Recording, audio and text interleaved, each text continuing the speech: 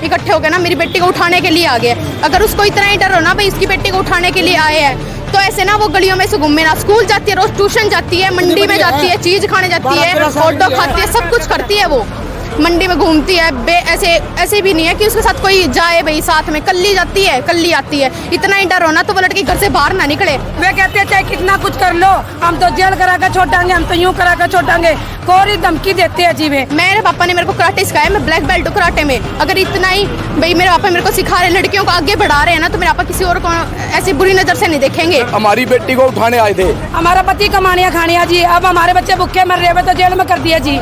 अब हम क्या करें जी। अब ये बात बोलता भी चाचा तू जाती सोचा गाली मत दे, जिसके साथ तेरी लड़ाई है तू उससे गाली दे, उसे गाली दे, उसके जब मार पीट तो कुछ भी कर, हमें कितने रहे। वो जैसे ही आया है ना वो फोन पे बात कर रहा है, लाकी आते हैं ना उसके पकड़ के उसको मारा पीटता है। कुछ दिनों पहले एक वीडियो डाली गई थी जिसके अंदर भारत नगर के क्षेत्र के अंदर अगर बात करूँ, लड़ाई दंगे की बातें कुछ सामने निकल कर आ रही थी। एक पक्ष ने मीडिया के माध्यम से अपनी बात रख दी थी, फिलहाल दूसरा पक्ष भी मौजूद है, एक बार उनसे बातचीत कर लेते हैं क्या कुछ पूरा मामला है और जो आरोप लगाए जा रहे हैं आरोपों पर इनकी क्या विचारधारा है। मैम नमस्कार। गंदे आदमी आते हैं उनसे पैसा ले आते हैं, गंदे आदमी आते हैं उनसे पैसा ले आते हैं। वे हमारे से पूछते आके, हमारे किवाड़ खड़काते, हमारी बहू बेटी है, कहते भीमो का घर कहाँ है, फंडो का घर कहाँ है, रीना का घर कहाँ, हमको जिम्मेवारी है। हमारे बच्चे कैड से लगे तो हमारे बच्चे उन्होंने लगा दिया। गलत इल्जाम में फंसा दिया गया उनको। पूरा मामला में आराम से पूरा मामला ये है कि दो परिवार के बीच में लड़ाई है, एक दूसरी कास्ट है, एक दूसरी कास्ट है। तो वो जैसे कि लड़ाई हो रही है तो वो हमें जाति सूचक गाली, तो मेरा भाई बड़ा है, वो आके पढ़ा लिखा है, बीए करी हुई, इसने आके बोलता भी चाचा तू जाति सूचक गाली मत दे, जिसके साथ तेरी लड़ाई है तू उससे गाली दे, उसे गाली दे, उसके जब मार पीट तो कुछ भी कर, हमें क्यों दे रहा है। वो जैसे ही आया है ना वो फोन पे बात कर रहा है, लाकी आते हैं ना उसके पकड़ के उसको मारा पीटता है। फिर उन्होंने हमें इकट्ठा किया तो जैसे मेरे पापा और मेरे भाई और छुड़वाने के लिए गए हैं ना, तो गलत इल्जाम लगा दिया कि ये तो ना सारे इकट्ठे होके, पूरे मोहल्ले के इकट्ठे होकर ना मेरी बेटी को उठाने के लिए आ गए। अगर उसको इतना ही डर हो ना भाई इसकी बेटी को उठाने के लिए आए हैं, तो ऐसे ना वो गलियों में से घूमे ना, स्कूल जाती है, रोज ट्यूशन जाती है, मंडी में जाती है, चीज खाने जाती है, ऑटो खाती है, सब कुछ करती है वो, मंडी में घूमती है। ऐसे भी नहीं है कि उसके साथ कोई जाए भाई साथ में, कल्ली जाती है, कल्ली आती है। इतना ही डर हो ना तो वो लड़की घर से बाहर ना निकले। मेरे पापा ने मेरे को कराटे सिखाया, मैं ब्लैक बेल्ट हूँ कराटे में। अगर इतना ही भाई मेरे पापा मेरे को सिखा रहे, लड़कियों को आगे बढ़ा रहे हैं ना, तो मेरे पापा किसी और को ऐसी बुरी नज़र से नहीं देखेंगे। एक सवाल था, कहने के जो पहला पक्ष है वो आप लोगों पर आरोप लगा रहा था कि काफी 25 से 30 की संख्या में आकर पथराव भी किया गया घर में, ये भी कुछ बात बताइए। हाँ, पथराव की ये बात है कि जैसे इधर से हुआ उधर से भी हुआ, तो जैसे कि जो थोड़ा मोटा हुआ है, ऐसी कुछ बड़ी बात नहीं है जो कि बताया जा रहा है। उसमें है ना जैसे कि घर में, खुद के ही घर में तोड़ फोड़ कर दी है और फिर हमारे ऊपर गलत इल्जाम लगाया जा रहा है। तो फिलहाल ये दूसरा पक्ष भी मीडिया के सामने निकल कर आ चुका है। इस समय तस्वीरों के माध्यम से एक बड़ा मामला, तमाम दर्शकों मेरे पीले पूरी बात आप सुन चुके हैं, कमेंट करते रहे, शेयर करते रहे, साथ ही साथ आपकी क्या विचारधारा है। एक वीडियो हमने पहले डाली थी, पहले पक्ष या दूसरा पक्ष भी हमारे साथ फिलहाल मौजूद था।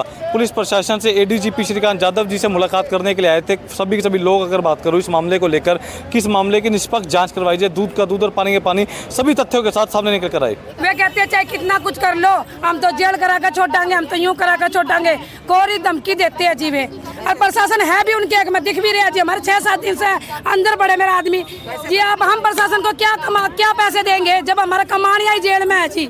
उनके पास तो पता नहीं, उल्टे धंधों के पैसे काफी हैं जी। दीपक जी नमस्कार। नमस्कार जी भाई। क्या कुछ पूरा मामला बताइए। मामला ये है भाई, हम भारत नगर के रहने वाले हैं, वहाँ पे एक डेया बस्ती भी है।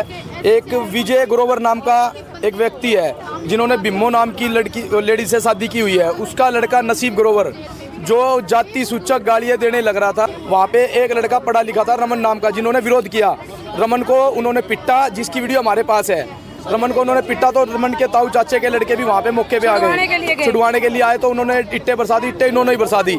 झगड़ा हुआ है, लेकिन झगड़ा जब हुआ जाति सूचक पे, लेकिन एक मिनट, तो झगड़ा हुआ है, लेकिन पता कारण क्या है, उन्होंने अपनी एक बेटी का नाम लगा दिया कि ये हमारी बेटी को उठाने आए थे।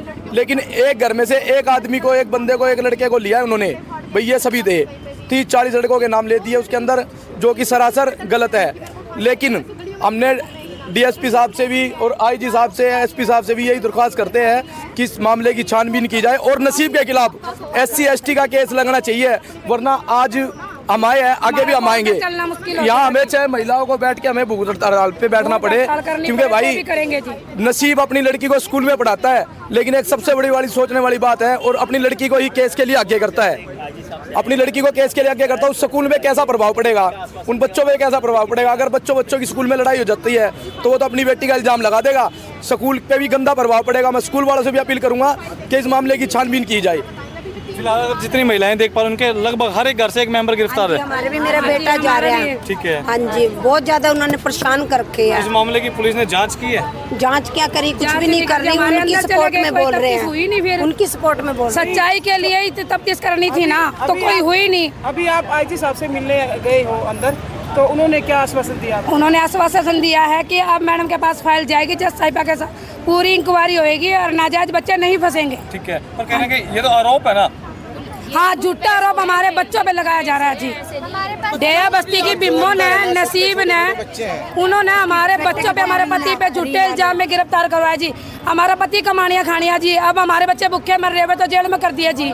अब हम क्या करें जी? आप ये बताओ, हमने यहाँ से न्याय चाहिए जी, न्याय दिलवाओ, और आपके चैनल के माध्यम से हमें न्याय मिल सकता है जी। हमें यहाँ से जिस पे भी इल्जाम लगाया गया ना, सब हम चाहते हैं कि हमारे हक में फैसला, जो गलत है उसे सही ना करा जाए।